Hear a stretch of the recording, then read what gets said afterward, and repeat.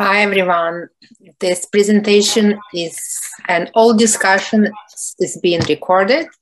Your comments and video will be recorded and posted on our YouTube channel. My name is Alla Marchenko, and I'm the president and executive co-director of the API. And before we get started, I would like to turn it over to my fellow executive co-director, John Smithin, and Vice President Technology, Ronen Grunberg. Welcome.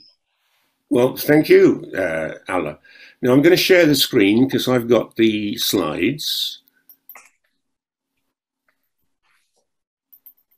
There we go. And can everyone sort of see that? Yep. And I also want to put it in speaker view. How do I do that?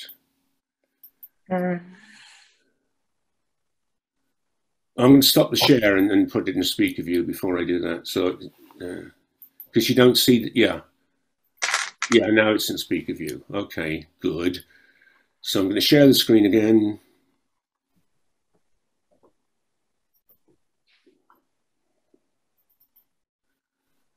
Right, and I'm going to start the slideshow, play from start, and there we are.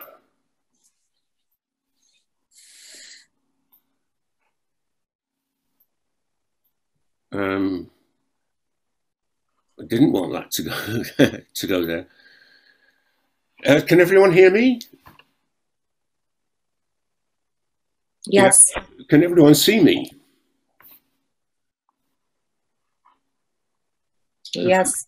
For some reason, I can't see myself. You don't have to. Oh, that's a shame, though, Alla. Okay. Never. No, I don't want that. That's okay. Right.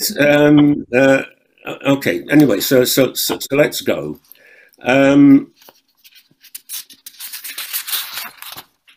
So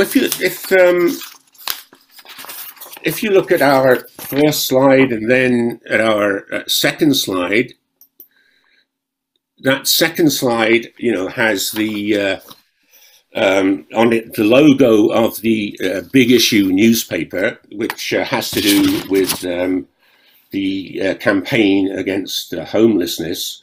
Mark Peacock, you probably remember those guys in Cambridge. They would never let you get into the Sainsbury's department store without, contributing, right? Anyway, so we've appropriated this, I'm afraid. The expropriated have once again been expropriated. There's also Raphael's famous painting, The School of Athens. And the second slide talks about the so-called war between, Plato and Aristotle. Now, obviously, the notion of a war between Plato and Aristotle is hyperbole, of course. Plato was actually Aristotle's teacher, and Aristotle spent 17 years in Plato's academy. Personally close and obviously had many ideas in common. However, there's a very real sense in which they gave rise to two different tendencies in philosophy, which have persisted to the present day.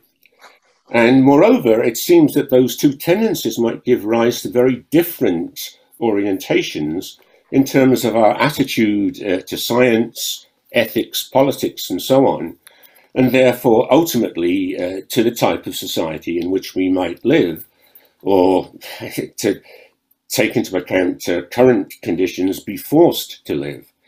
Plato, as is well known, was a totalitarian in politics, cf. The Republic, whereas Aristotle in the Nicomachean Ethics and the Politics was much more nuanced and humanist, to use a somewhat anachronistic term, in his Ethics and Politics.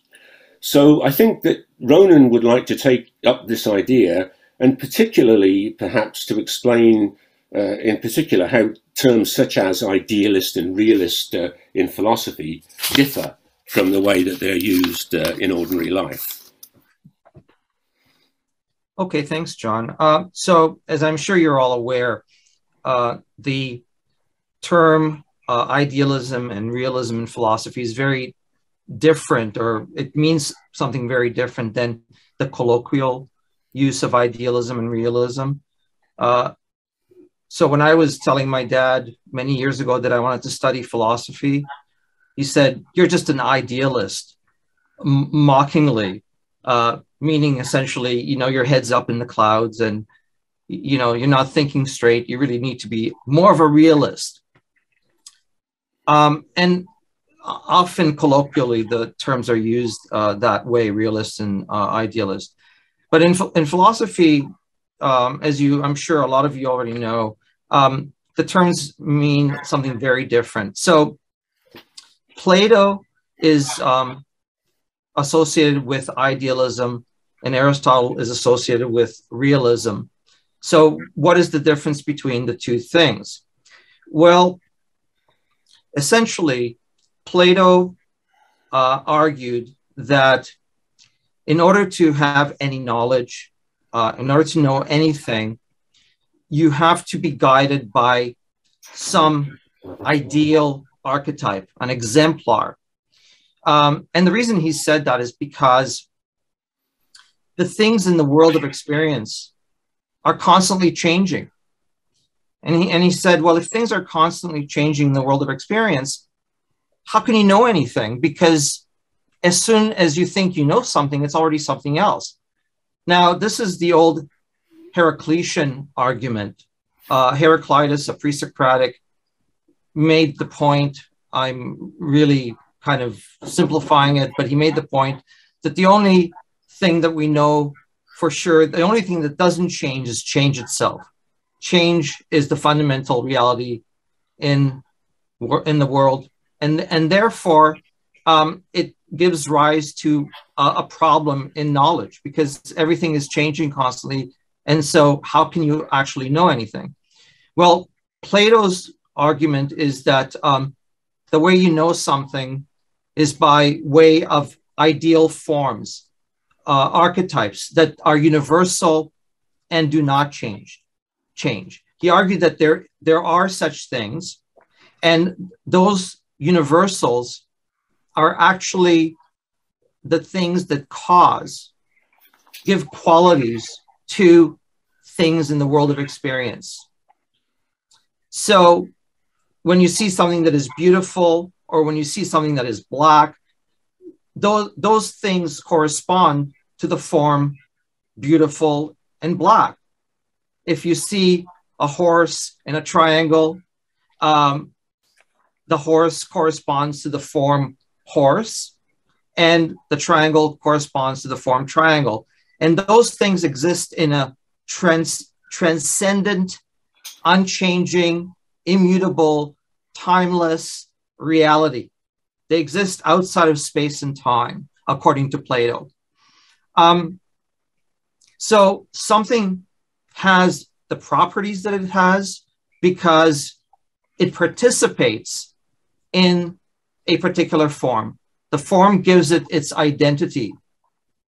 Now, this is a long preamble.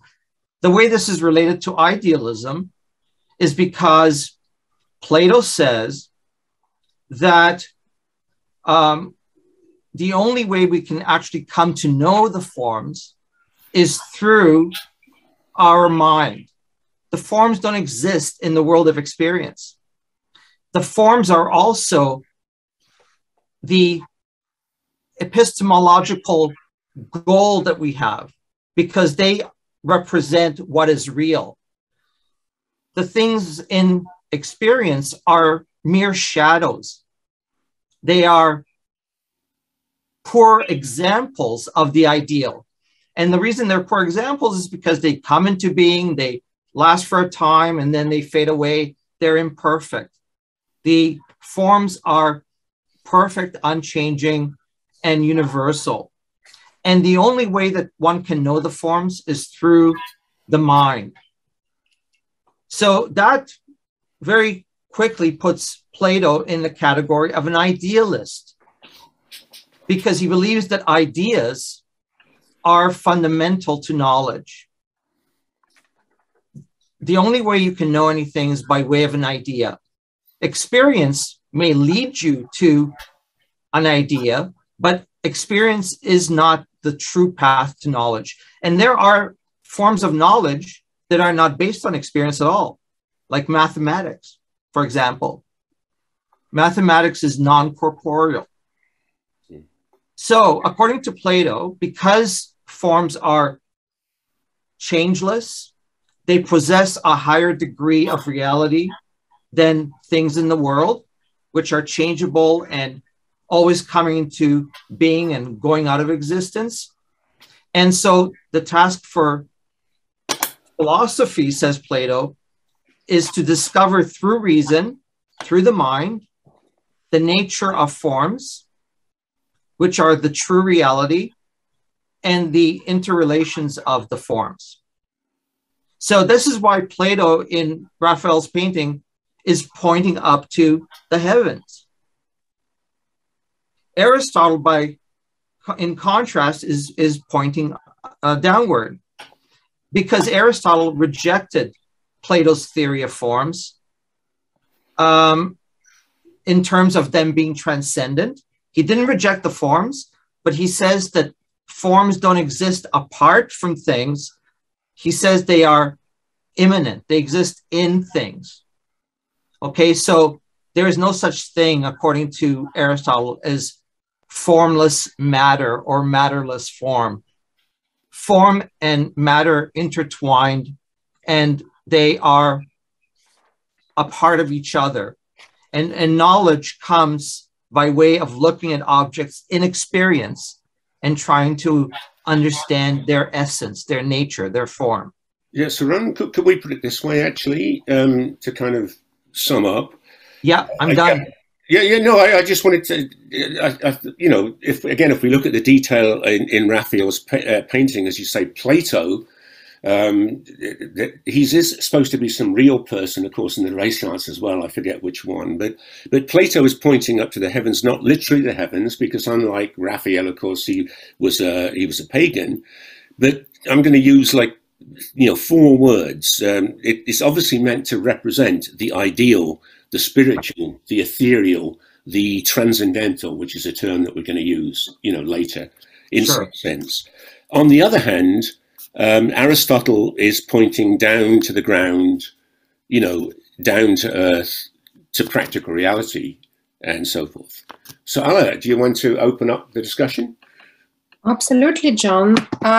So those 3 slides we here to discuss, and please, if anyone has any comments, questions, and statements, please unmute yourself and put your hand up. Yeah. Shall I stop the share, Ala? Yeah, you can. Yeah, okay.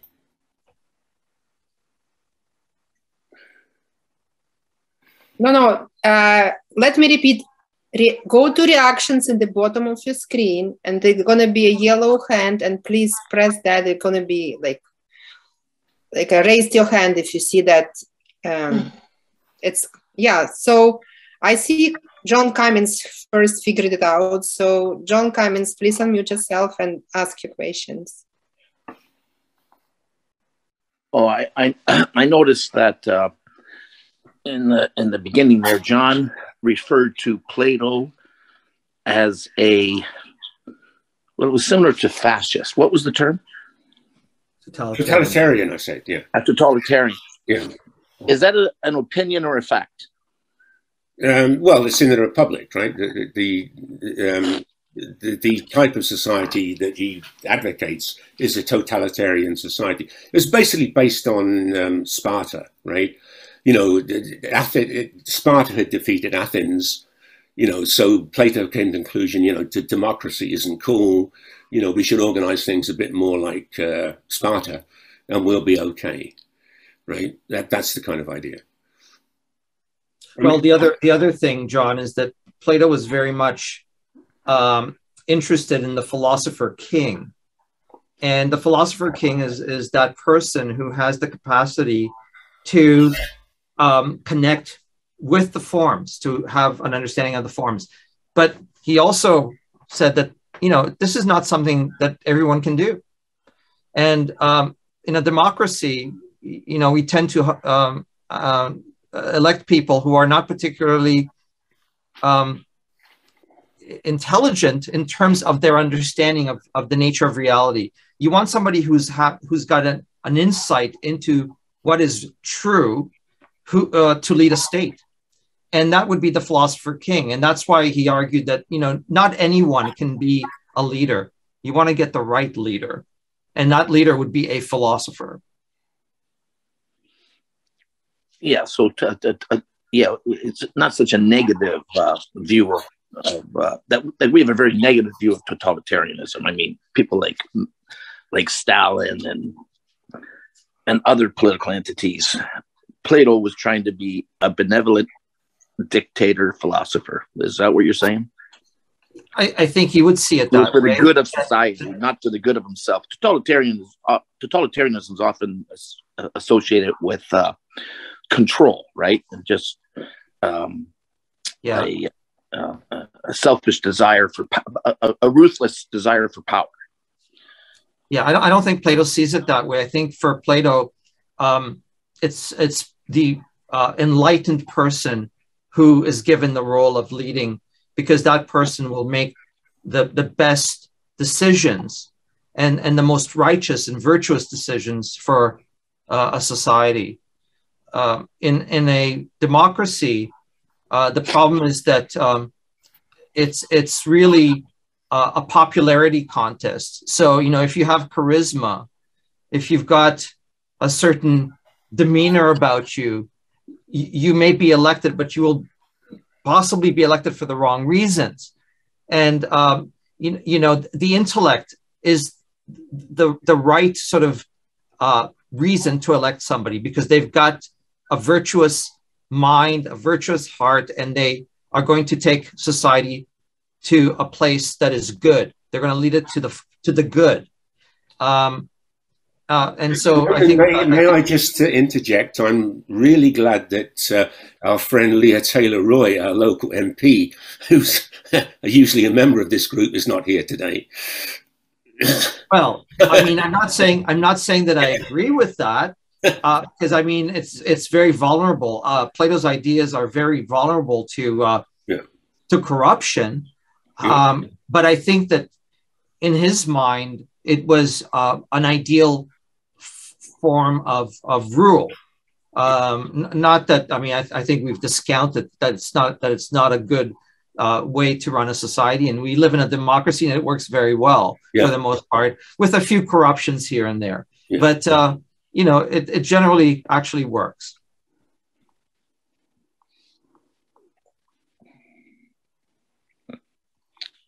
How do you take the hand down? Is my hand down now? It is up. I think you can figure it out, or I can try to figure it out, but you can try to. It's in reactions, John. Oh, it says lower hand. Yeah, I see that. Okay, I see Henry now. So Henry, you can say it. I'm just wondering, in my no, Henry, your microphone is off. You muted again. Okay. Yes, that's better. And speak louder, please. And then my understanding, looking at Plato's theory, my understanding is it's a pure totalitarian thing, because to elect, the word elect belongs to democracy. So let's say to choose the person, the most I don't know how to classify, intelligent, enlightened, other people don't. How do we do it? It's a total absurd. It's not possible. It's a pure fascism, or or communism, if you wish. So this is, to me, it's Plato's ideology has been used by totalitarian regimes quite successfully. So, and this. Yeah, no, it's a very it's a very difficult thing to do, to choose a leader that actually conforms to the Platonic ideal. It's a ridiculous concept. I'm not going to disagree with that. I think you're absolutely right, Henry. But I think that Plato's politics has been pretty much discounted, and I'm not going to argue against that. I think that the Philosopher King ideal ruling a nation is very vulnerable to totalitarianism and fascism. Another thing I'd like to say, let's look at the democracy. Democracy elect a leader by vote, to simplify. But how does the ordinary person know the quality of this particular leader? Only relying on mass media, the information delivered through the social nets or TV. Can we say confidently that the decision made by the ordinary individual is really based on reality, or influenced by the amount of information, and in many occasions totally biased, delivered to him, to her? John, you want to take that one, or do you want me to take that one? No, take it. No, I completely agree with you, Henry. I think that we don't really have a direct impression of the people that we vote into office. It's always given to us, through a third party, through screens, through media, and it's very well. It's finely tuned. Anyone who wants to run for office has a very particular narrative written for them, or they act according to a particular narrative. We don't really know, but actually, in the end, proof is in the pudding in a way. When somebody takes office, if they have good intentions, if they have a good leadership style, and if they think rationally and well, they're going to do well. They're going to become popular, and hopefully they'll do a good job. And sometimes we don't even know if they did a good job when they get out of office. It takes years to actually decide whether they did a good job or not. To make a decision on that. Exactly. There are too many ifs, and we never know. So it's very difficult to classify what we have, or we had maybe we had 50 years ago, but not the last 20, 30 years. Can classify it as a democracy, because there is no informative decision being made by individual who votes. Everything is influenced, and so in this case, we can't even claim what's the best we have.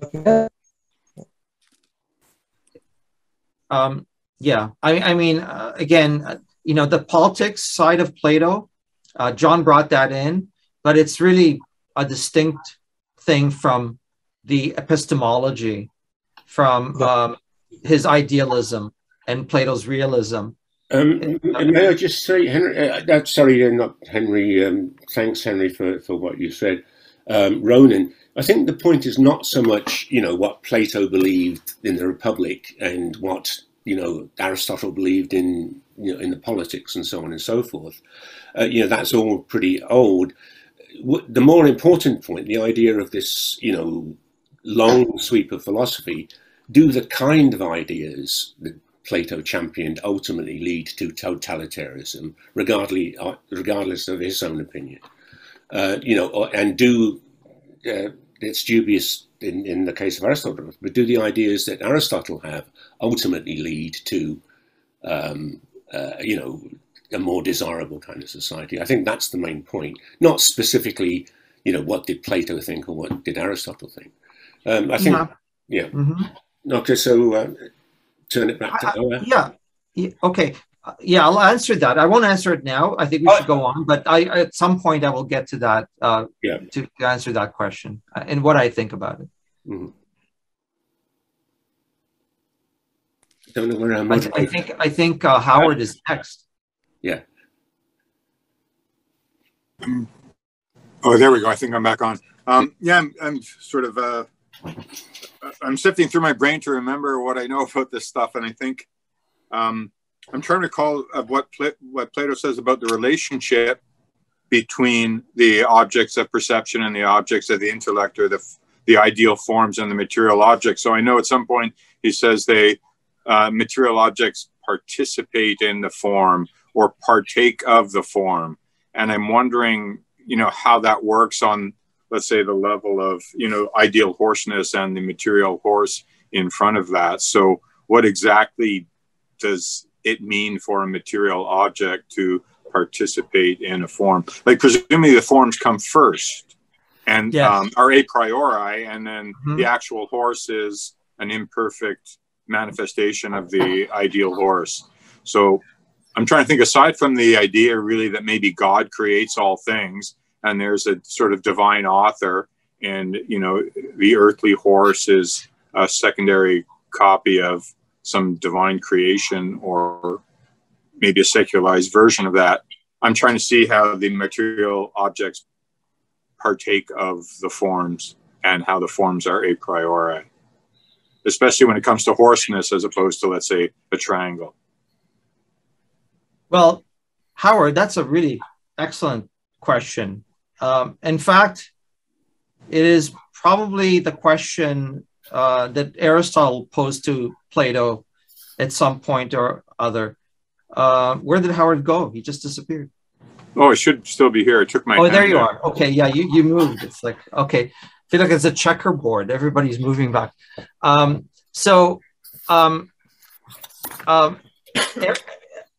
As you said, the forms are a priori, so they are eternal.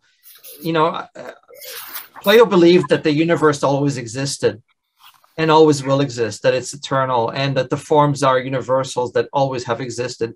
But to your point or your question, well, how do particulars partake of the forms? That is a logical problem. And in fact, Aristotle pointed out that there are a number of logical issues with Plato's transcendent forms. One simple question that he posed was, well, he posed what has come to be known as the problem of charismos. The problem of charismos is the problem of separation.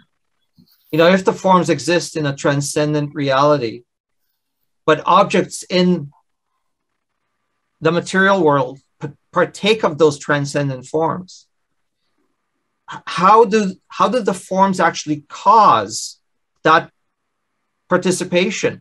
Do they actually come into the sort of world that is changing and that where time exists?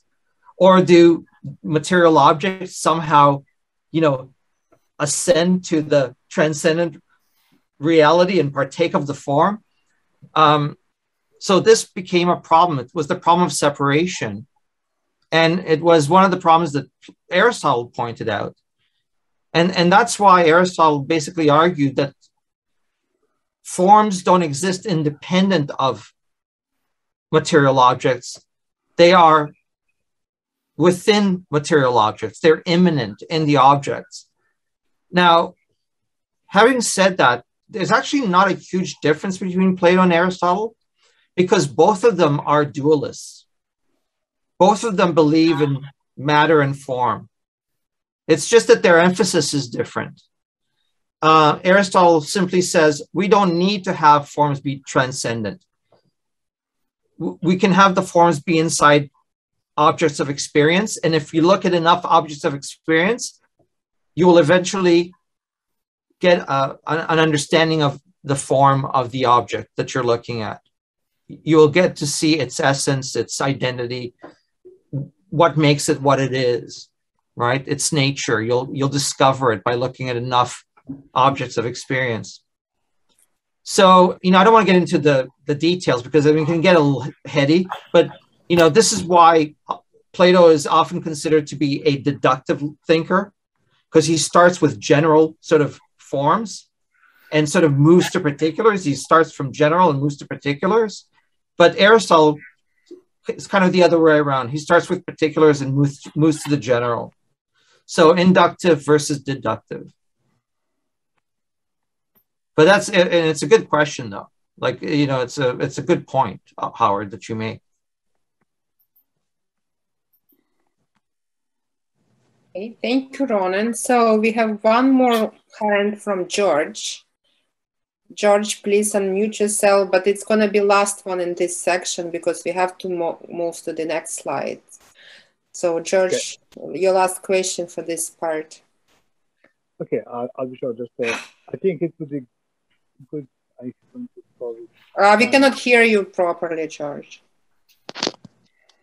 Can you possibly define more precisely what is a realist, what is realist, and what is actually idealist? Because, as you mentioned himself, the forms in Plato's ideal system, forms exist in a transcendental reality.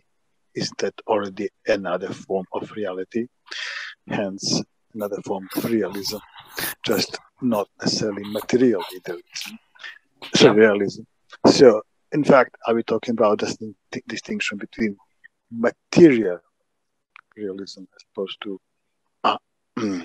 ideal realism? Because even what things that we cannot perceive, we sometimes have to rely on methods and other modes of perception, let's say instruments. So whether it's a microscope or mediascope to find some information, obviously very distant, media is also just another tool of perception. Yeah, can I answer that, George? Actually, we'll come back to these issues. The issues you raised are very important, you know, about epistemology and everything. But the idea is that we'll discuss these things later on, you know, about types of realism and so on and so forth. Like this was meant to be just an introductory thing. Is that okay? Perfect. Yeah. I think that's fine, and we move into the section 2. Yes. Alla, before we go on, I just had an email from Brenda Smithin, who wants to have the link sent her. Can you do that? Her email is bspotton@yourq.ca. Can you send it in the, can you text me, because like, yeah, sure. Text me her email, I will. No, and I just sent it already. You did it already? Yeah, thanks, Eric. I was going to ask you, because you have a York one anyway, right? Yeah, that's good. Oh, I got a York lots of things, yep. Okay, we won't go. So, Alice, so you want me to share the screen again? And yes, and we move into the section 2. Yeah. And the name of this section, the philosophical order, gonna be slides 4 to 8. And John Smithin gonna start this section. And please welcome John. Well, thank you, Alla. So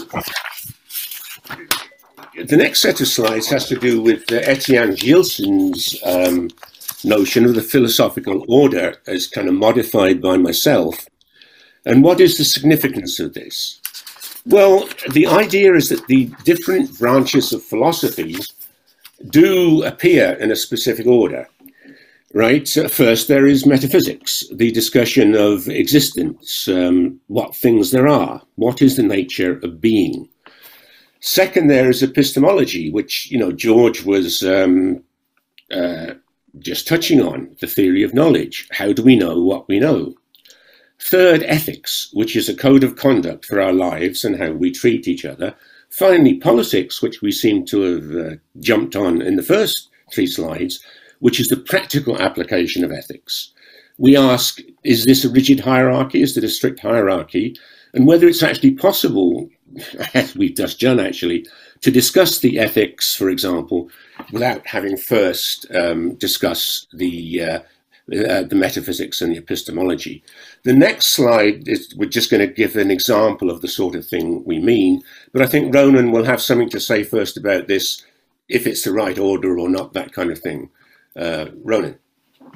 I have no problem with that order. And whether you're an idealist or a realist, I think for the most part, the order would be acceptable. Metaphysics is always the starting point for knowledge. You can't really decide what knowledge is unless you have an idea of what the nature of reality is. So you need to have some understanding of that.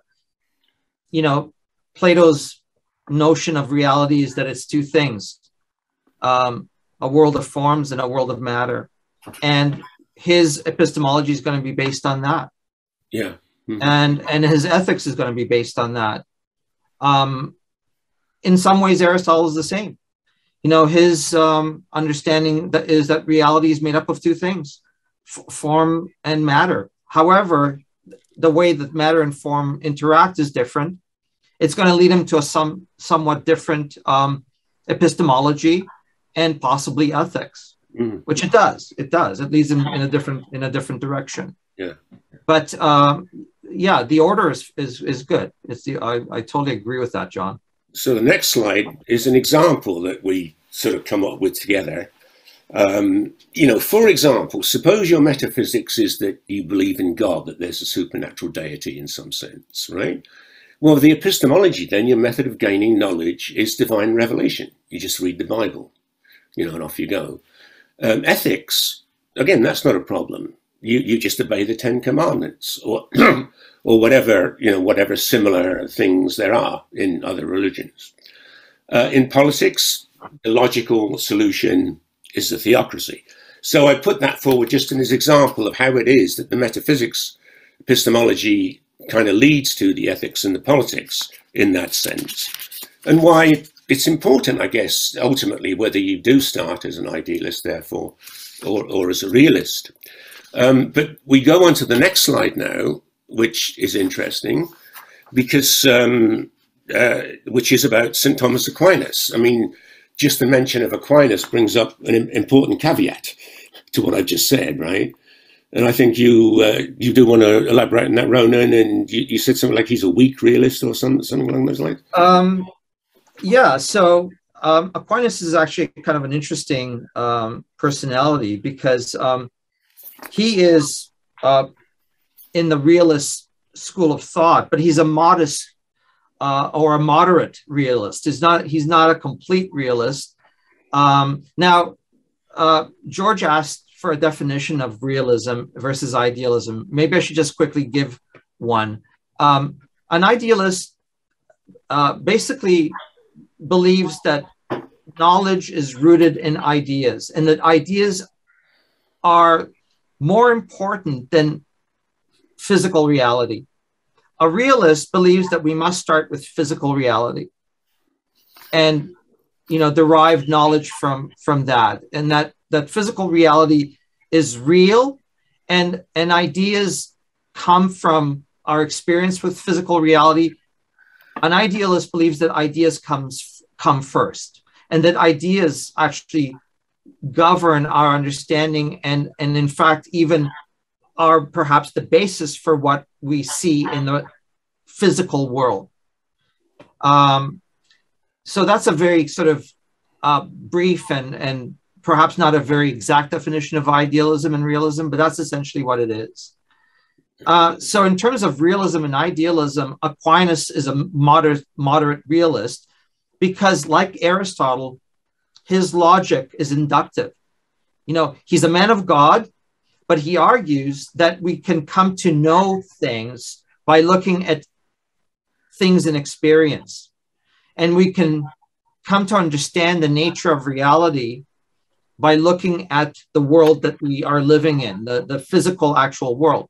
Now, one of the arguments that Plato makes is that the physical world can deceive us. Aquinas says no.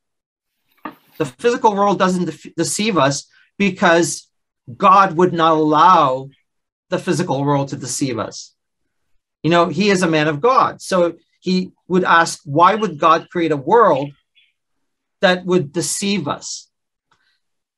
So he says, the world is not going to deceive us. The material world that we live in is not going to deceive us but it can actually point us to things that are more real. For example, God. So, of course, Aquinas had his 6 proofs for the existence of God. So, by looking at particulars, says Aquinas, one can actually come in touch with ultimate reality. And that ultimate reality is non-corporeal. Okay, it's transcendent. It's the world of being in which God exists. So in that sense, Aquinas is an idealist. He's both an idealist and a realist, because he says we start with experience, but experience takes us to transcendent realities. Yeah. And Ronen, I could put it this way, right? That he's a realist and he argues in that way, but at the same time, there's room for faith. And like his whole mission, if you want to put it that way, was to, in some sense, reconcile, the faith and reason, almost in a way. That they come to the same conclusions. It was considered somewhat questionable to logically prove the existence of God, because it really brought into question the notion of faith. I mean, the idea was that you don't need logic to prove God. Mm. God is something that exists in the realm of faith. But Aquinas disagreed with that. He said there's no reason not to use logic to show that God exists. Yeah, because God gives us logic. Yeah, this is his contribution, as it were. So, and now for something completely different, going to the opposite extreme. From the point of view of the presentation, this is another example of the philosophical order. And Allah, I think it was you that sent me the link to that movie of Ayn Rand, The Passion of Ayn Rand, it was called, which I enjoyed a lot, even though I have to say some of it was fairly close to home for me in some ways. Anyhow, in that movie, they show the scene of her standing on one foot with her hand behind, tied her back, etc., to explain her philosophy in words of one syllable. We'll go on to see what Ayn Rand thought about metaphysics and all that in just a moment. So slide 7 shows both Ayn Rand and a thing called the foot. So I thought that worked. That's a famous ink drawing. I don't know who it's by, but it's famous anyhow. Not famous enough. Before we go on, I should say, Ayn Rand was from Russia, as everyone knows. I should say that one thing that I have certainly discovered in the last 3 years is that if you're going to do philosophy, and if you're going to have a philosophy institute, etc., it's essential to have a strong and dynamic Russian-speaking woman in that mix. It's a sine qua non, as we might say in Latin. Oh, John, that's a very interesting axiom, actually. I speak Russian, and I founded the Aurora Philosophy Institute. So I may take it personally. Well, Allah, it's intended to be taken personally. It was a thing called a compliment. Okay, I will take it. Yeah, good, excellent. So we'll move on to the,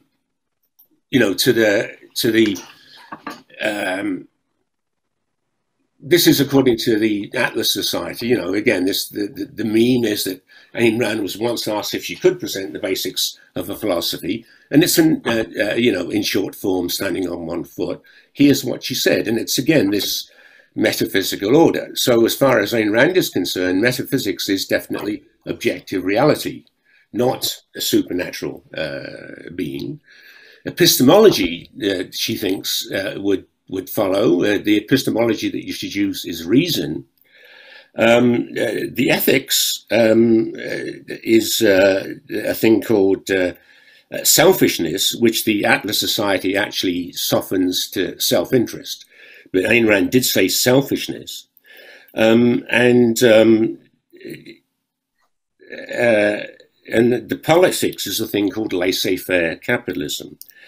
Now, the issue for me is this. I think I might agree that objective reality and reason are good in some sense. And also, I think I do agree, and ethics, and Ronen, I think, agrees with me too, that the ethics and the politics should follow from the epistemology. But here's the thing. Is it necessarily the case then that selfishness is a good look for realists? As for laissez-faire capitalism, which is a convoluted kind of construct, which does not, in fact, bear much or any relationship, to reality at all. I've spent my life, actually, 50 years of my life, trying to construct an alternative economic system to that. And I think that I've, finally succeeded in doing so with my forthcoming book, Beyond Barter. And I should just say, by the way, that for much of that time, I was indeed fortunate to have the help of another strong and dynamic Russian-speaking woman who was not actually Russian, but Czech, the late Hanna Hermanska, who, needless to say, I miss very much. So anyhow, there's something of a disconnect here. What's the link, between the metaphysics, epistemology, and the ethics? And Ronen, what's your take on this?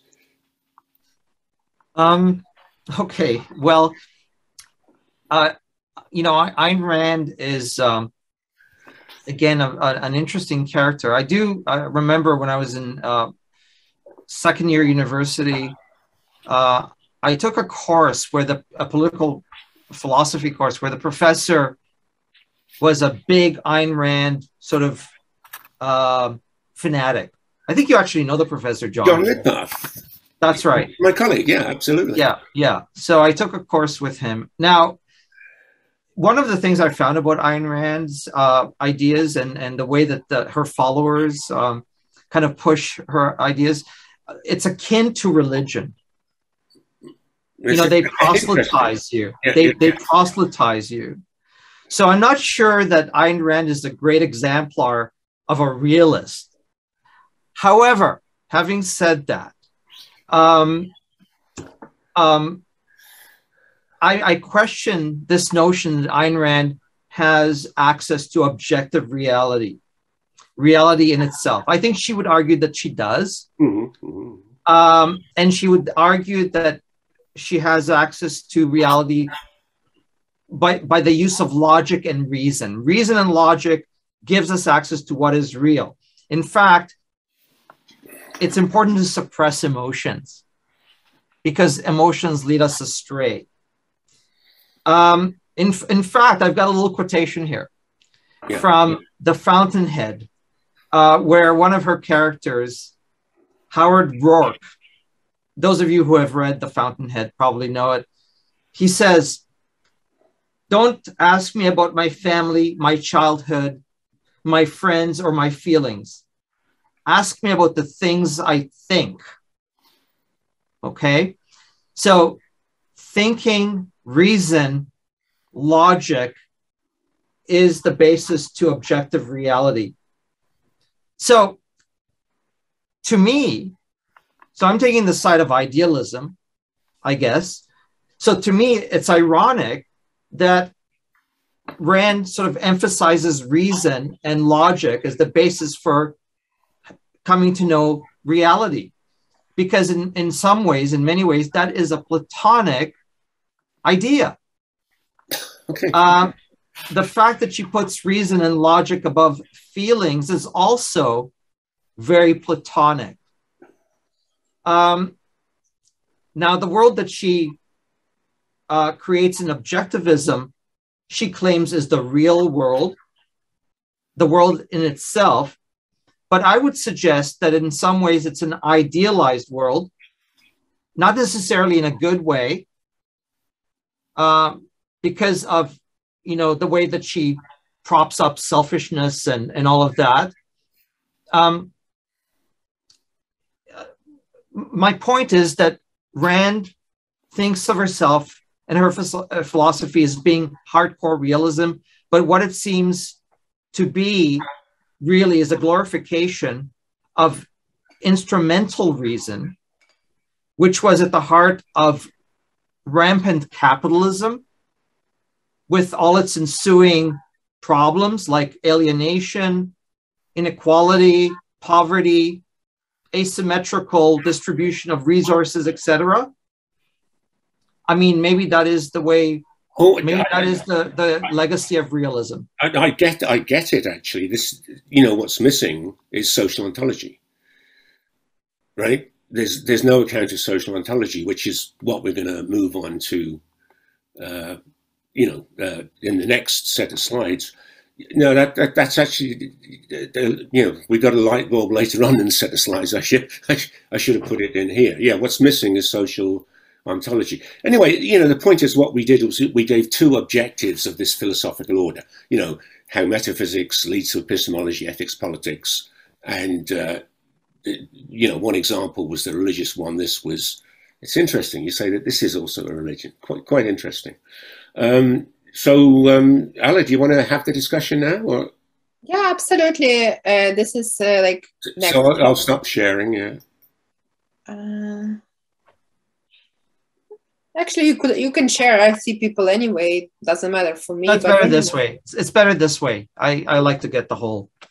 Okay, no problem. So, okay, we had this next section, and anyone who wants to participate, please raise your hands in the reaction section. Who is the first?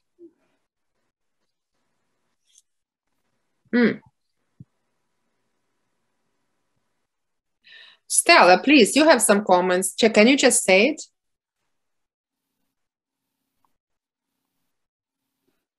Yeah, I was just gonna say, when you guys mentioned the movie, I enjoyed that movie a lot, and I think that it's like, since it was not a low budget film, but it was more of like a made for TV film from the 90s, it's kind of forgotten, much like Dorothy Parker and the Vicious Circle, or Mrs. Parker and the Vicious Circle, I think it's called.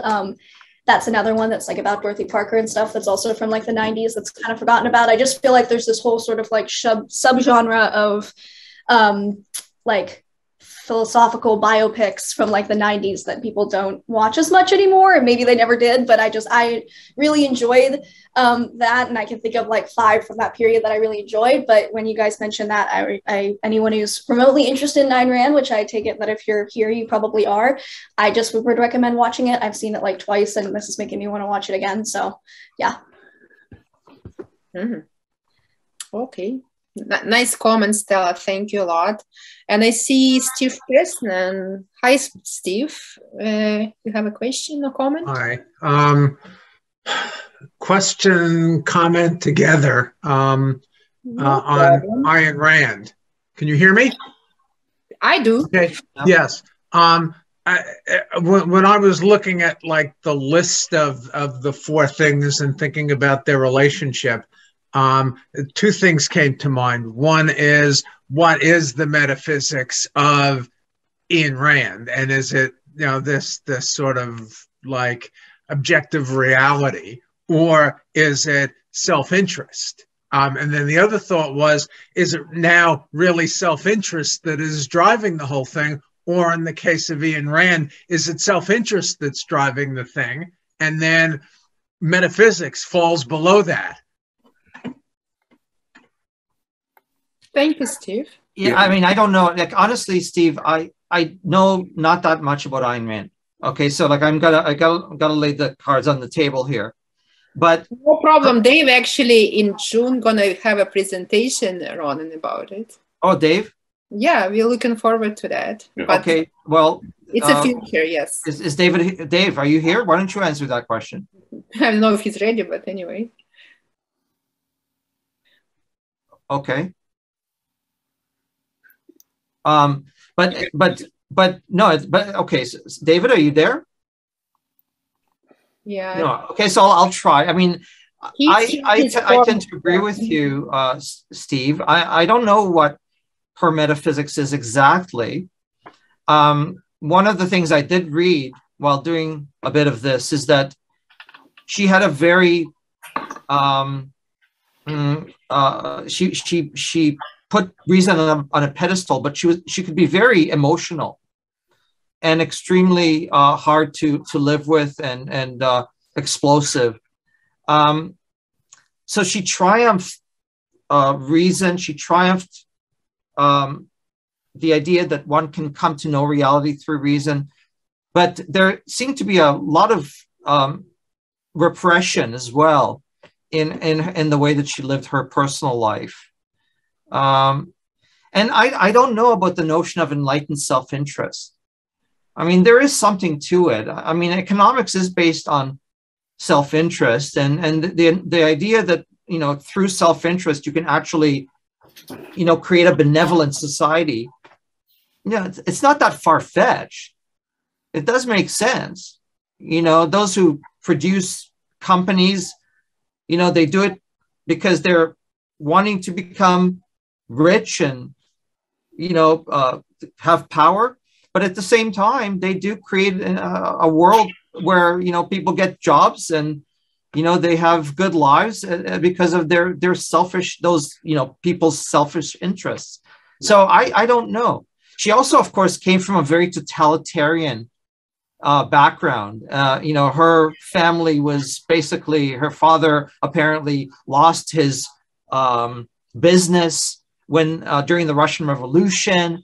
So she was very much against those kinds of totalitarian systems where the individual is oppressed. Yeah. So can I just come in? The metaphysics, Steve, is supposed to be, quote, objective reality, or existence exists. You know, that the physical reality is there, and that there is no kind of supernatural, transcendental, or no supernatural consciousness, for example, no God. So the reason I put it there was to directly compare with the previous one, you know, where the metaphysics was the existence of a supernatural deity. This is definitely rules out the existence of any kind of supernatural deity of that kind, and then builds up the metaphysics from there. My difficulty with it, and I actually do adhere to the proposal that the metaphysics, you know, implies the epistemology, and that the epistemology then implies the ethics. There is definitely a disconnect between when you get to the reason and then to the ethics, you see what I mean? You know, and to the politics. There's a huge disconnect there. You know, so I think that's right. Anyway, I think, you know, Randy has something to say. Thanks, Steve.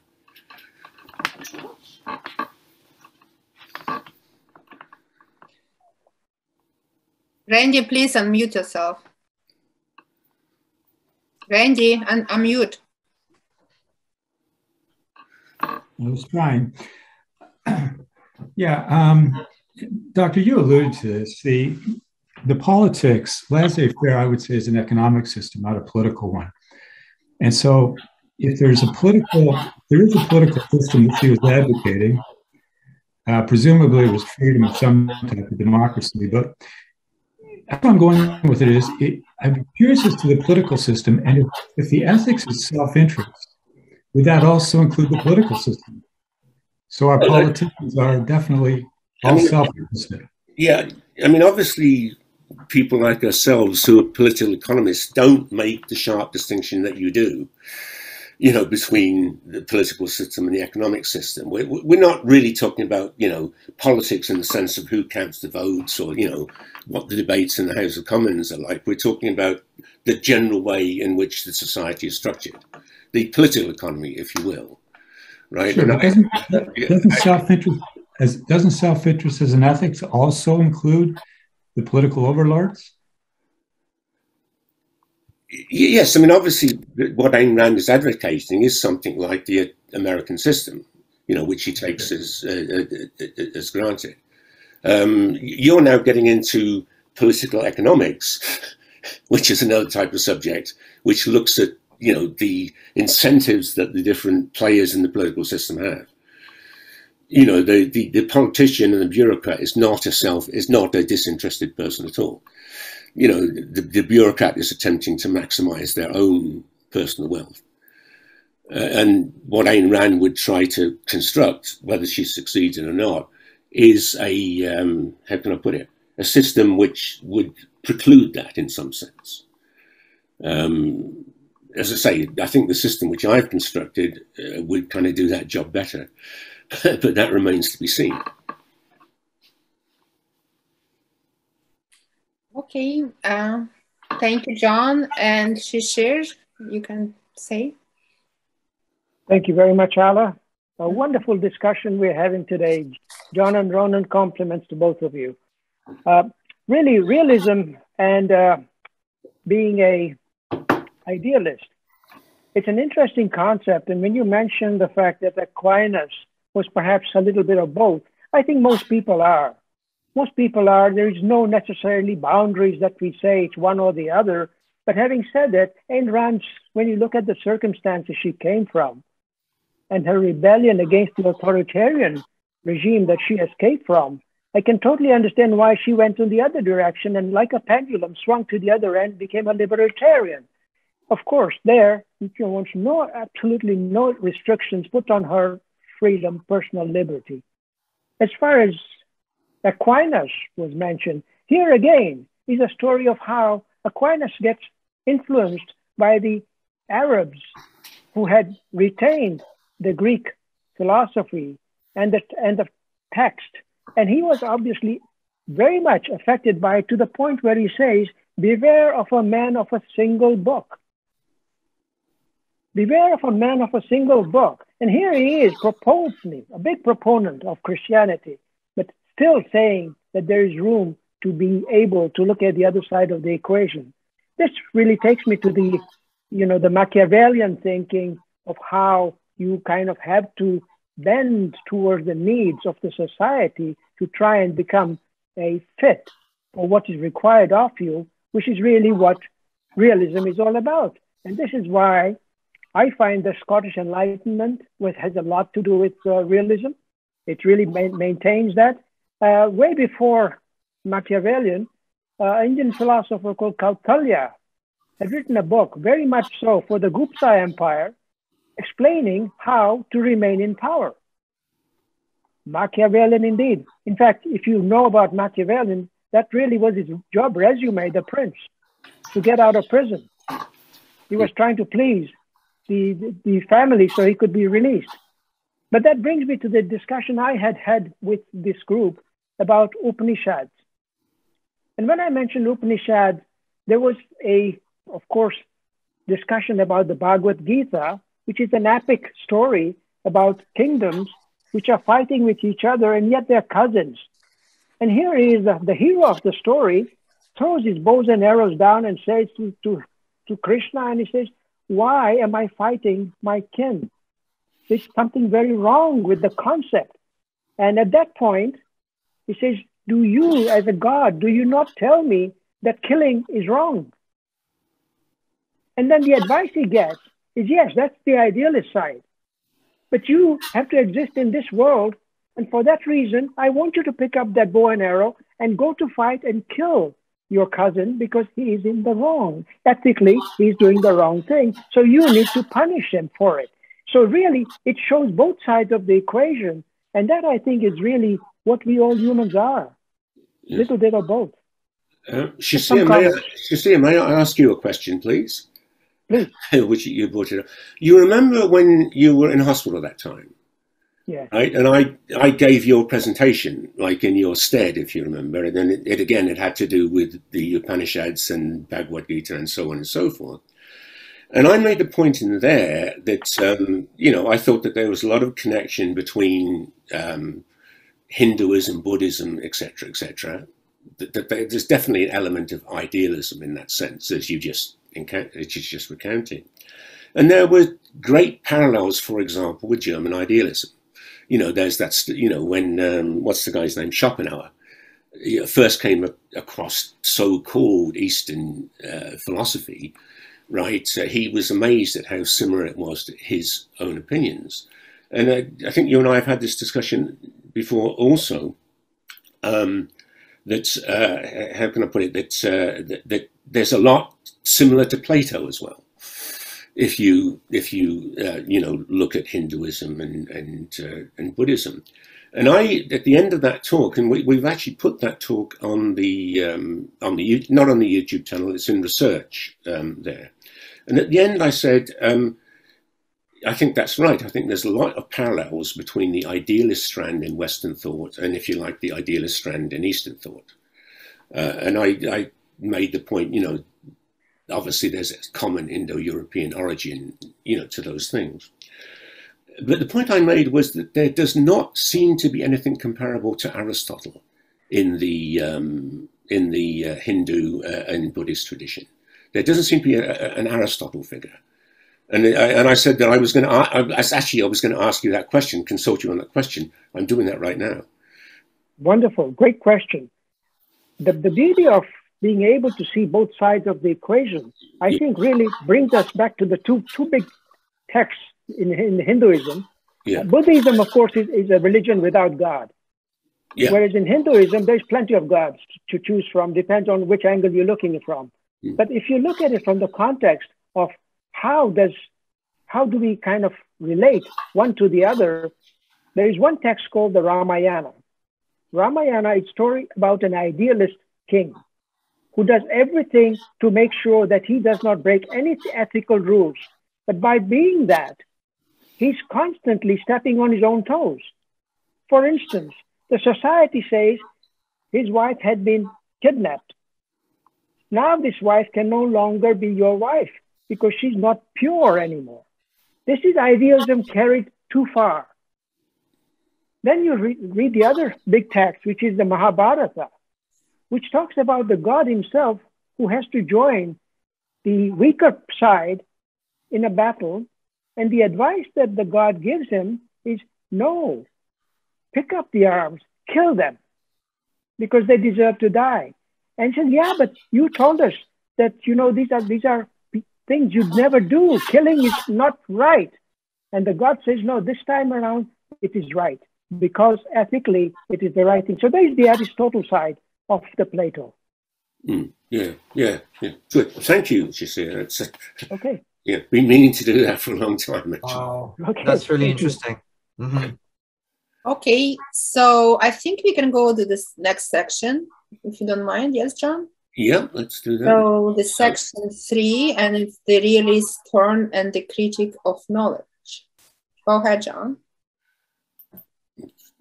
Oh, you can share the screen, yes. I'm trying to. Yeah, there we are. Okay, so we'll move on from the Atlas Society. And yes, so we are talking about the realist turn, and we're getting into this epistemological issue, the so-called critique of knowledge. And remember, George, I don't know if George is still with us at 2 o'clock in the morning or what have you, but I said we're going to get the definitions later. And these are kind of, if you like, simplistic definitions, albeit from the Oxford Dictionary, of philosophy. Okay.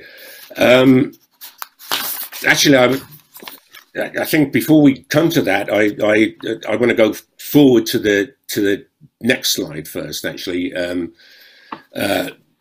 we'll come back to the definitions in just a moment. Philosophers love turns. In the 20th century, for example, there was the famous linguistic turn. And the premise of this whole section of slides is that there is now a so-called realist turn taking place in the 21st century after 300 years of preoccupation with the things that Ronen was talking about, epistemology and the critique of knowledge. And we will explain that the purpose of this section is to explain what is actually meant by the critique of knowledge. And when I come to think about it, I have noticed that we often in the API, we often do discuss very old stuff, when you come to think about it, as if it was up to date.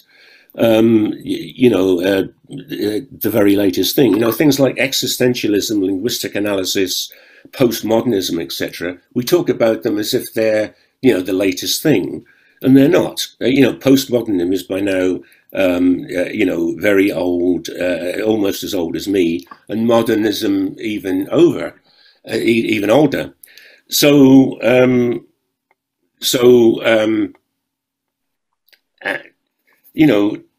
there's a sense in which this realist turn is happening now, right? as we see from this quote from this recent book by Rasmussen and Del Earl, they make this point that we've been touching on before, that metaphysical realism involves both an ontological thesis and epistemological thesis. We've been sort of skirting around this point. The ontological thesis, namely that there are beings that exist, and the epistemological thesis that they are what they are, independent of our cognition of them. And at this point, I was not really paying attention. I want to go back to the previous slide. Sorry for that confusion. And yeah, you've got these two simplistic definitions, if you like. Idealism, any doctrine holding that reality is fundamentally in nature. And then the opposition between realism and anti-realism, the standard opposition between those who affirm and those who deny the real existence of some kind of thing or some kind of fact or state of affairs. Now, I think that Ronen would like to comment on these and perhaps to challenge them. You know, and when we've done that, we'll go on to this issue of the critique of knowledge. Ronen. Okay, thanks, John. I don't completely disagree with the definitions, but I would say that they're narrow. So the problem that arises with them is the fact that they are so narrow. Now, I would say that knowledge, okay, so this is the way I think of it. And by the way, Shishir, I completely agree with you. And this is really my take on realism versus idealism, that they intersect, and that, you know, people are a bit of both, and that reality is really a combination of a realist and an idealist approach. In any event, let me just put it this way. Knowledge, by definition, requires two things: a knower and something to be known, right? That's really what knowledge is. Knowledge is like a knower knowing something. And this is how, in my mind, idealism and realism intersect. Because idealists don't generally deny the existence of reality independent of mind. There are extreme idealists who say that the only reality that exists is mind. But to use Plato as an example, Plato does not deny the existence of things independent of mind.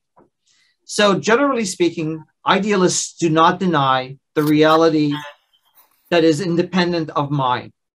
What they will typically argue, though, is that mind is necessary to perceive reality. In order to perceive reality, there has to be a mind, and a conscious mind, that perceives reality. And because of that, knowledge of reality is reducible to ideas, because it requires a mind. There's no way around this. If you don't have a mind, if you don't have ideas, you don't really have the ability to perceive reality. Mind comes first. It doesn't mean that reality doesn't exist without minds, but it means that there is no knowledge without minds. And if idealism is about knowledge, then idealism plays a fundamental role in epistemology. And I would even suggest that hardcore realists who believe that they can perceive things as they really are, that there is reality out there, and that reality can be perceived as it is, will have to concede that all perceptions must ultimately be reduced to ideas, thoughts, and concepts in the mind. I don't really see any way around that. I don't know. What do you think? Well, I guess I mean, no one would be a direct or naive realist, right? The reality is as you perceive it. I guess Ayn Rand and others' argument, John Searle's argument, we have a slide from John Searle coming up, would be that that's the role of concept formation. No, you don't grasp everything by perfection, but that's the role of the intellect. And that brings us on precisely to this notion of the critique of knowledge. So I'll move on to, we go past Rasmussen and Den Earl. We've got our tree falling in the forest, which everyone knows about. And I want to just have a look at, this notion of the critique of knowledge. And so what do we mean by the critique of knowledge? This is the epistemological side of it now, right? Which you were just referring to. This is the basic, I'll use the expression, philosophical mistake that some might say that the moderns made, modern philosophy. As in the next slide from Searle, he talks about the 300-year preoccupation with epistemology and the critique of knowledge. Actually, you and I have both talked about this, Ronen, about the 10 philosophical mistakes, if you remember, Mortimer Adler's. And the critique of knowledge would be this fundamental philosophical mistake, according to Adler, that the modernists made. So what do we mean by this critique of knowledge? So the critique of knowledge is precisely the philosophical project that began with Cartesian doubt, right? Continued via the so-called British empiricists such as Locke and Hume, and through Kant. And there we get the word critique for the first time, critique of pure reason. And on to German idealism, pragmatism, linguistic analysis, existentialism, and postmodernism. They're all looking at things through that epistemological mindset. Critical realism, which we'll talk about in a moment, attempts to provide an antidote, but the notion of Gilson, who I'm putting forward as an arch-realist, if you will, thinks that the critique of knowledge and realism are incompatible.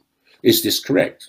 You think, just the opposite, I think, from what you just said. And I'll just leave it with Gilson's quote. He argues that a realist critique of knowledge is like a squared circle. And so I want to go on to then what we call the intellectual spectrum. And here you have it. No, I don't want John Searle. I want the intellectual spectrum. There we are. And this is it. Idealism, represented by Hegel, who's a very sharp dresser, I think you'll agree. Then we have a thing which was called critical idealism, represented by Immanuel Kant. If we go on,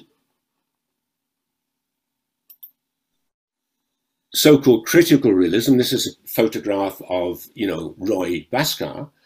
And Sherman, I don't know if Sherman's here tonight, but if you remember, Sherman gave a talk about Bernard Lonergan, who's also the Canadian Catholic philosopher, who's also a self-proclaimed critical realism. The arch-realist, Etienne Gilson, as I say, argues that it's not possible to be a realist and to maintain the critical stance, the so-called critical stance. This photo, by the way, was taken in Toronto when Gilson was the director of the Pontifical Institute for Medieval Studies. So Ronen, what do you make of this? What do you think about this idea of the critique of knowledge, etc., etc.? Well, I mean, I think that it's not really contrary to idealism. I mean, the critique of knowledge basically, critical realism basically argues that our mind, our ideas are integral to the formation of knowledge and an understanding of reality. So, if you look at a Kantian perspective, for example, Kant doesn't deny reality, but he does argue that reality is shaped by the way we think, by the categories of perception. And the categories of perception are essential to the shaping of reality. But he doesn't deny that there is a reality that is being shaped. He just says that we don't know it as it is, which is, I guess, the critical difference between idealism and realism. The realist says that we do know it as it is in itself. By the way, I think that, let me go back, I think that this critical idealism, you know, for Kant is kind of a bad term. Right, actually, if you look at critical realism, it's kind of more hardline Kantian than you would expect from this notion of critical idealism. You know, I think in Kant's mind, he was a realist. You know, he'd taken some cognizance, if you will, of, you know, Hume and so forth. And he was trying to take, you know, he's trying to criticize their arguments. Perhaps a better term for, you know, Kant would be transcendental idealism or something. But yeah, and that is what he's called, typically, a transcendental idealist. No, but there are several points where Kant does talk about critical idealism, and it's misleading in a way. But I think Kant somehow, in many ways, touches on what Shishir said. Yeah.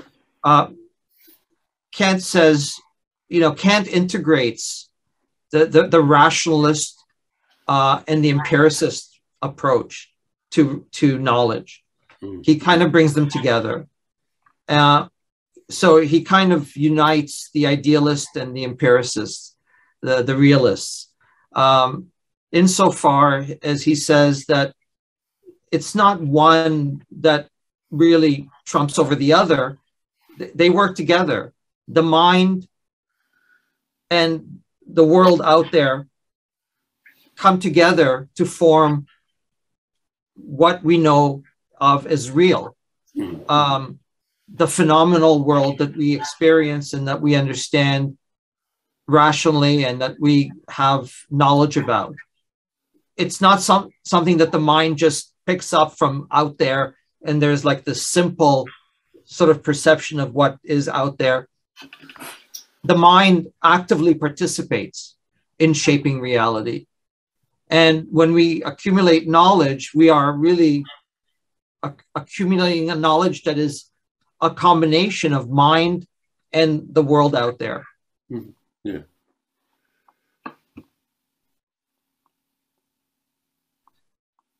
All right. Okay. Thank you, John.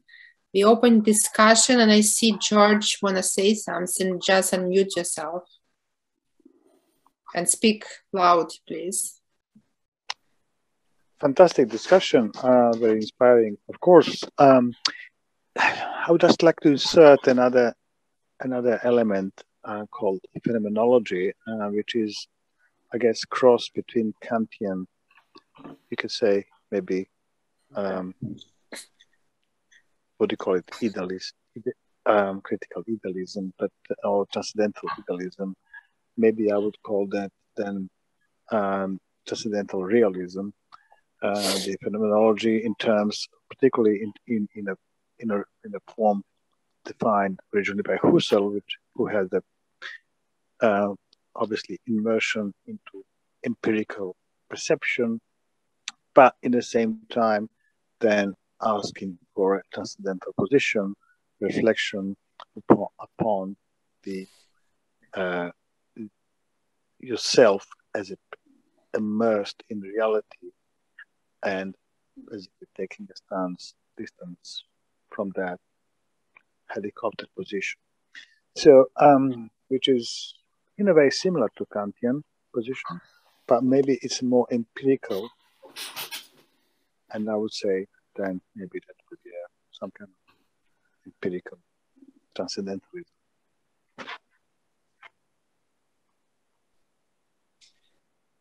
Okay. Any comments, John or Ronen?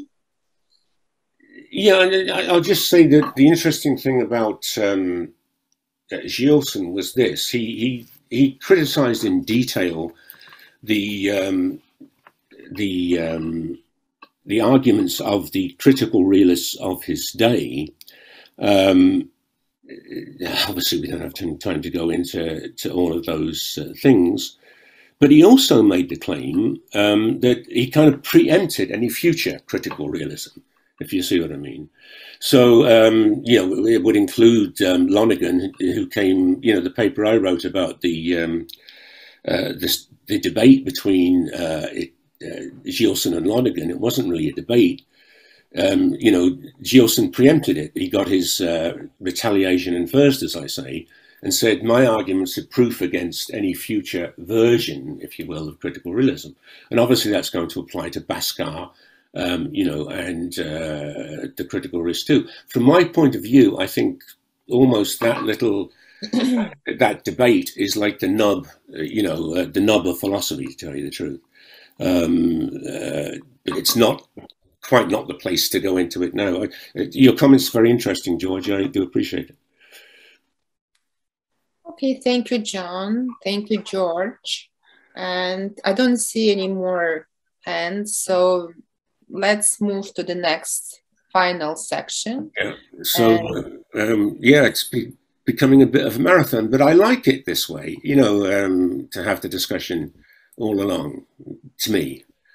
Anyway, so I need to share my screen again, right? And let me introduce the next section. It is the relationship between idealism, materialism, and realism. yeah, Welcome, Juan. yeah. So the point that we're making here, and this may be where these kind of realist and idealist strands come together in a certain sense. The point that we're making is that realism is not coextensive with materialism. That's the fundamental idea. There are definitely some things that are real but immaterial. And I think there's no question about that. And I think there would be general agreement about that. But the question is, accepting that view, is there any scope for the ideal, spiritual, transcendental, and so forth? So we skip over slides 16 to 20, which talk about the premises of realism, and we omit slide 25. You know, that, for example, may answer in some detail the question that Steve asked earlier. But we've discussed this before in the API, and this material is already on the website. I just briefly want to question on what we call the definition of an axiom in slide 16. And really that's for the purposes of the title of slide 21. So I'm going to skip over all of those other ones, going forward to slide 21. And I just want, Ronen, did you want to comment on, you know, what is an axiom? How does it, Alla used the expression axiom earlier in the talk. How does an axiom differ from an assumption? Well, they are related, but I think an axiom is more based on some kind of logic that leads to a position. An assumption is something that is just given. Yeah. But an axiom is like the categorical imperative is an axiom. And, you know, you use logic to arrive at a conclusion of some sort that is, you know, an assumption by which one can live by. But it's more rooted in a logical sort of approach than an assumption, which is just you accept it. Yeah. Every event is caused, or every effect is caused, is like an assumption. Yeah. No, good. Thanks. Again, the point is, the previous slides talk about the axioms of realism, by which I mean the hard line. You used the term for it. I forget the term was, you know, hard line, Etienne Gilson, John Searle, Ayn Rand type realism, right? Yeah, and the title just says idealism and reject those hardcore axioms. But what's really important is the text that we have here. So strangely, if you look at any philosophical dictionary, idealism and materialism are what is given as opposites, not idealism and materialism. Social facts are the obvious example. The obvious example would be social facts or social institutions.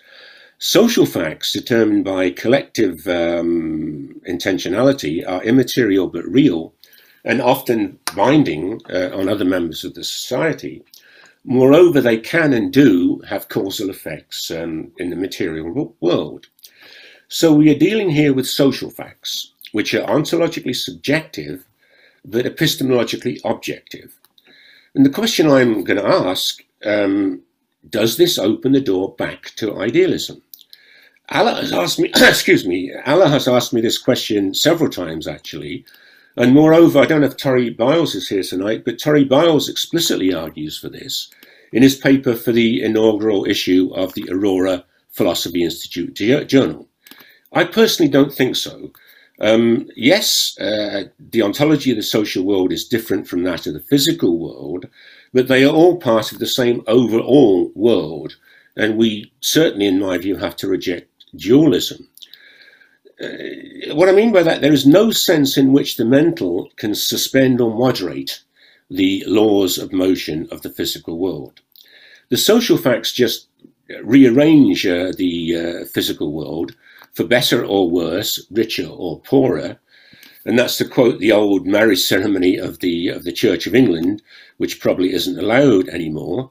And thinking of the current state of the world that we're in, obviously worse and poorer is definitely our lot for the foreseeable future. But the point about the theory of social ontology is that it does not have to be that way. And so, Ronen, what's your take? Does ontological subjectivity open the door back to idealism? And is there any space left for the spiritual or the transcendental? Yeah, okay. I mean, everything here is really interesting, and I can't really disagree with a lot of it. But I would also argue that what you're articulating there is very much in line with idealism. Social institutions are real, but they originate as ideas. They become manifest in the world as a result of collective intentionality. I would never argue that. I think it's true. But the ideas that bring about social reality, those ideas are a priori. It's not as if social institutions are simply there as matters of fact. Their existence is dependent on ideas. Ideas come first, then the social institutions. And I think that an idealist essentially would argue this. I'm going to say it again. I've said it before, I'll say it again. Philosophers who subscribe to idealism, like Plato, Kant, Descartes, Berkeley, and others, they do not deny the existence of a reality independent of minds. Okay, so they don't argue that the only reality is ideas. They argue that ideas are primary, that it's through ideas that reality is shaped. So we're not talking here about subjective idealists, okay? And there are some, and subjective idealists, are closer to solipsists. So that's another brand of idealism. I don't subscribe to that. But the idealists that I subscribe to are the ones, and there's a whole different types of idealists, but the ones that I've mentioned, their basic position is that ideas come first and that all knowledge is dependent on ideas. Now, as far as your question about ontological subjectivity opening the door to idealism, I think that it does. I think that it does open the door to idealism. We can shape our social reality according to subjectively conceived possibilities.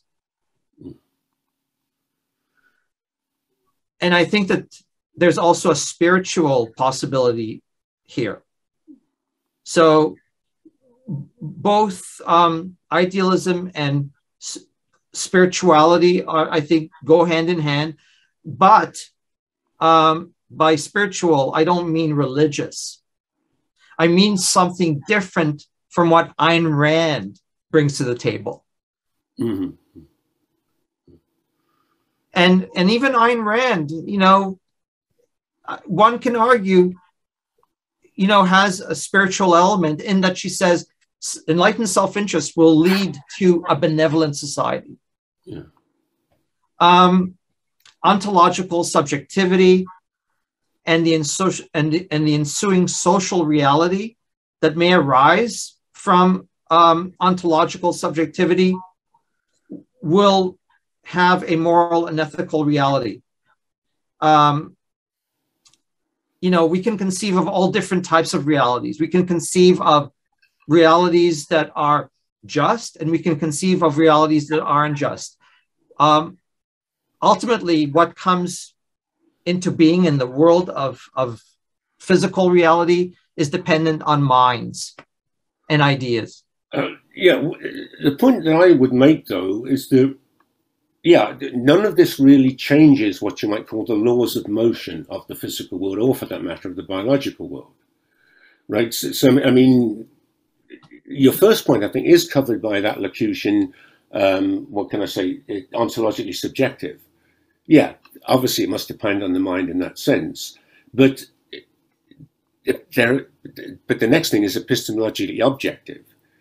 When there is no critique of knowledge, social science is possible where we can make definite statements, you know, about social science. I think that would be an important point, you know, and what the social facts, and so, you know, they decide whether we get off our bus or not. You know what I mean? But they can't make possible things that we couldn't do anyway. They can't make possible things that did not exist in the physical world. I won't disagree with that, but I would just take it, and I don't think there's time to discuss this because we do want to open the floor, but I would just say that, you know, when you look at the way we think about physical reality, we come up with scientific theories to explain the nature of reality. Those scientific theories don't obviously change the way reality operates. However, we do modify and change our theories because we sometimes discover things that the theories don't cover. The theories that we understand reality by are ontologically subjective in the sense that they are ideas, and they are ideas that shape the world. However, they are prone to modification based on things that we that we discover or that we see in the world that don't conform. But our understanding of the world comes from our models of the world, the way that we think about the world. So I would just go back and say that I think that idealism and realism are ultimately not at odds with one another. They are actually sort of side by side. They're bedfellows, and through them together, they conceive a world that we can understand and know. So it's just. I'm using the word conceive deliberately, since they are bedfellows. So just as I feared, right, 2 hours ago, and I don't know about you, I'm getting really tired now. Yeah, we don't really disagree on many things, Ronen. No, not really. Unfortunately, where is your spirit of controversy? I think it's controversy, John. Yeah. Come on, let's be real. All right, I give up. I concede. But we should let the others come in and finally have their say. All right, you finished? Are you finished, Owen? Yeah, I'm good, thanks. Yeah, You're perfect on timing, so anyone else has something to say? John Cummins, maybe? Oh, Henry? Okay. Henry, you can unmute yourself. I've noticed the description of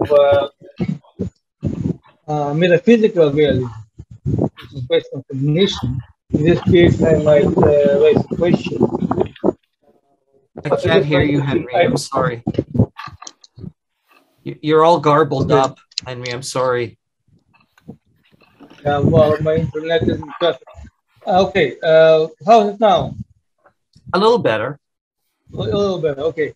I noticed the definition of metaphysical realism as based on cognition, individual cognition. And in this case, I'm just wondering what's the difference between idealism and metaphysical cognition and a metaphysical realism? Because to me, it sounds like basically the same. Because idealism takes as a foundation is our mental side. I would say, as I see it, our perception, and which leads us even deeper, because perception is pure individual, and perception is based on a state of physical being, and physical being is very vulnerable. Because it can be influenced by the different things, physical state, drugs, anything. So how can we? And then again, it leads us even deeper, questioning empirical side, because empiricism is basically based on our observation, and that's what we call reality. Right? So. Therefore, the question of reality, the concept of reality is extremely vulnerable. No,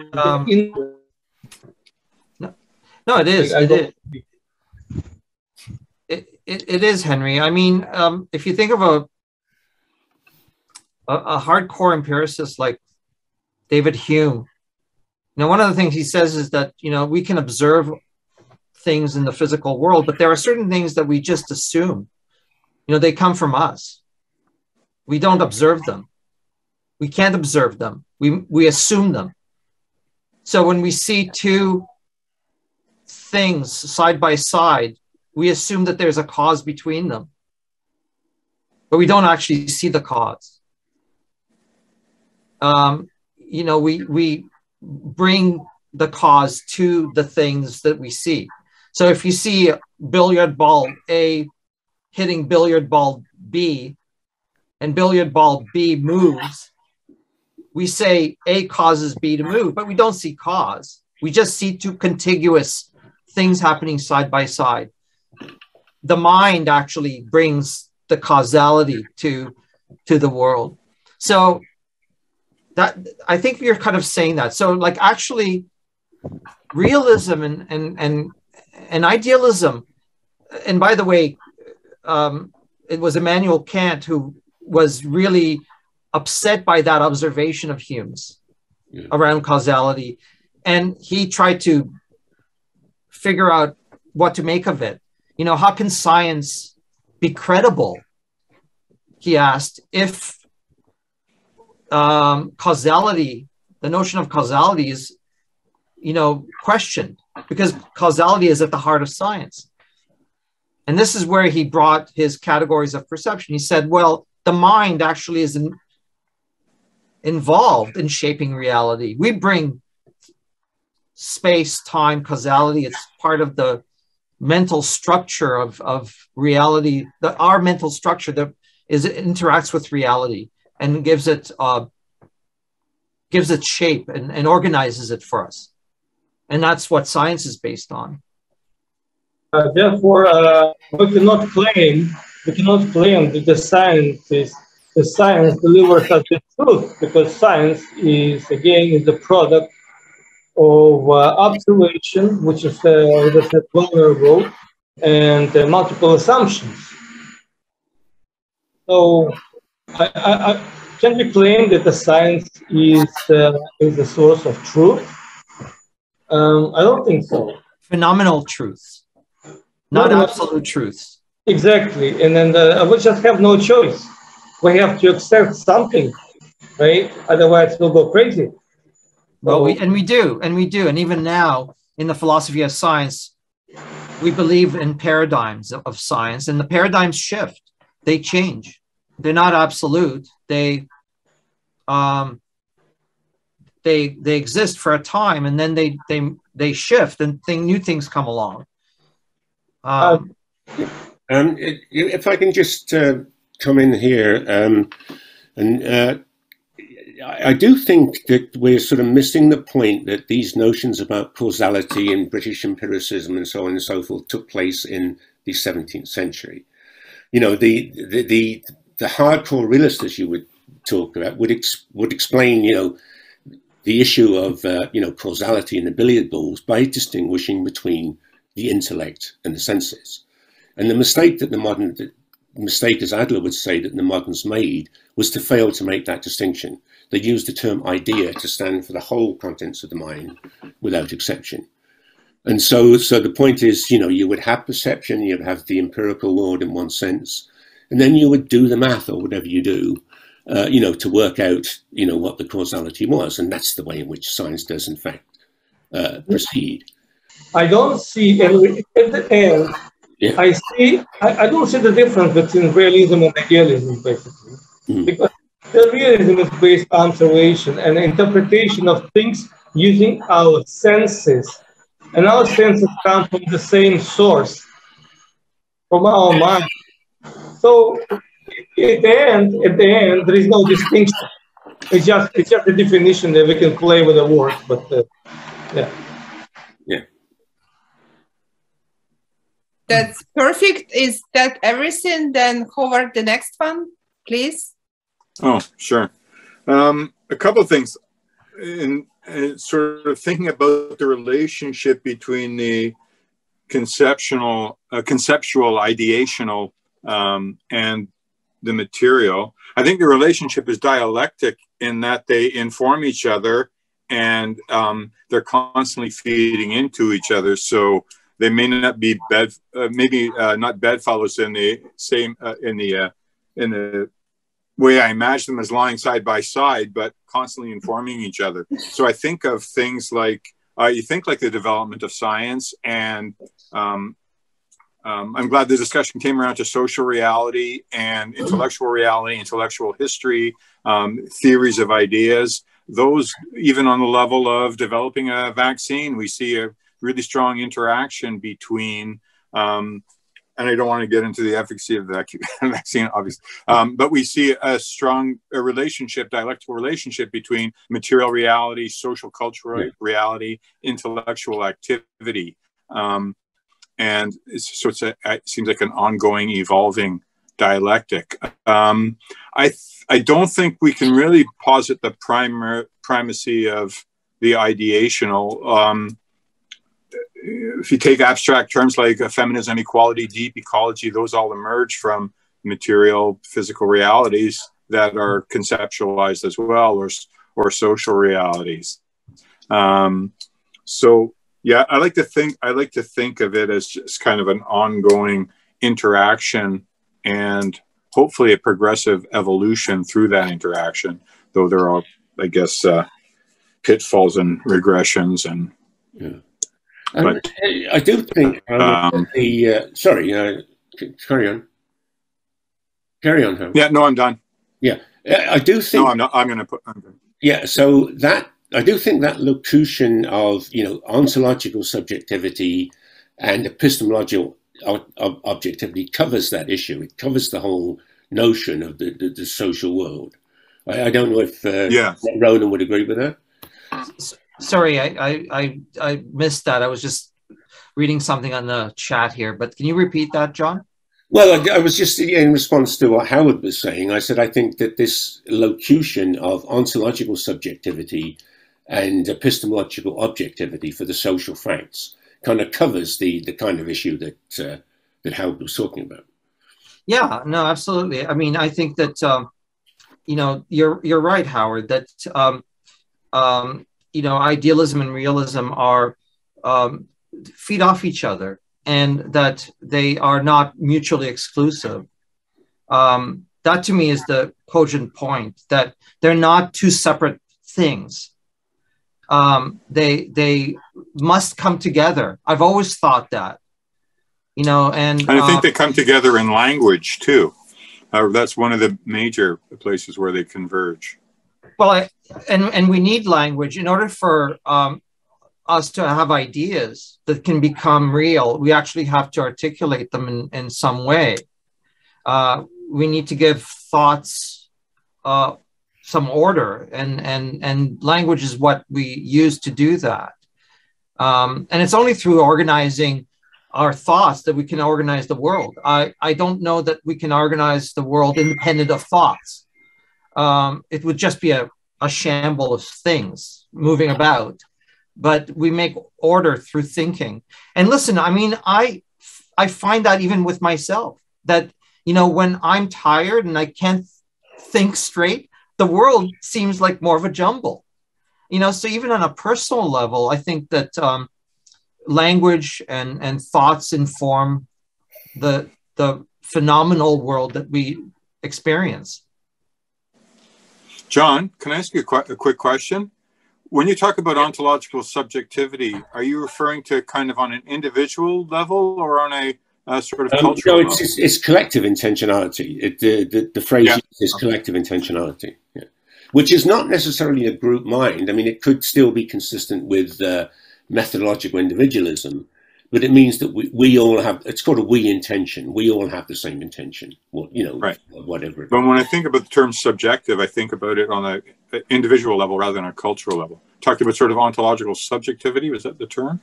Yes, yes. I mean, a social fact is ontologically subjective because, of course, it does depend on our acquiescence. That's probably not the right word to it. It does accept us to all have the same intention, that the border exists or that the dollar is worth something. Is it something akin to a social contract, John, in a way? No, it's the opposite to social contract. Okay, can you explain that? You know, because, well, social contract is kind of an artificial device. You know, it posits like a bunch of independent beings who, you know, make this contract, and that I think, but is kind of discredited on both the left and the right, you know, these days. The idea is that once you have language, there is already a social situation. And that's right. Yeah, and what social ontology does actually is to, you know, how can I put it? It's to concretize, if you will, you know, what we have to explain why there is language even in the first place, if you see what I mean. And that's what social ontology does.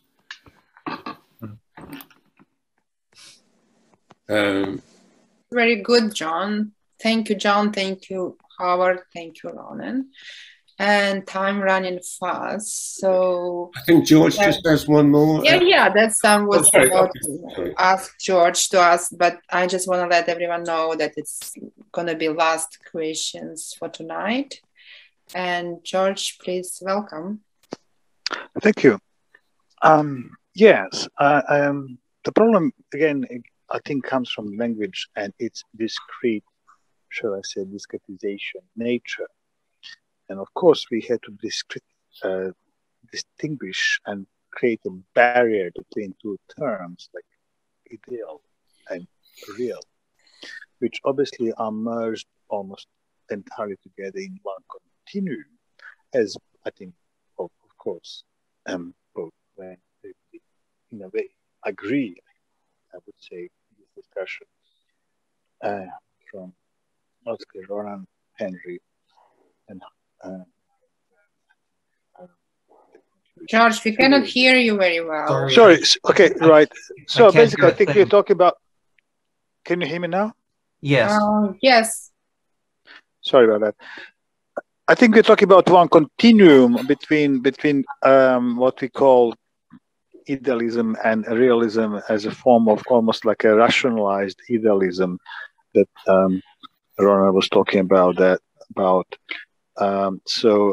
It's simply problem in the nature of the language discretization of the phenomena of the continuum nature.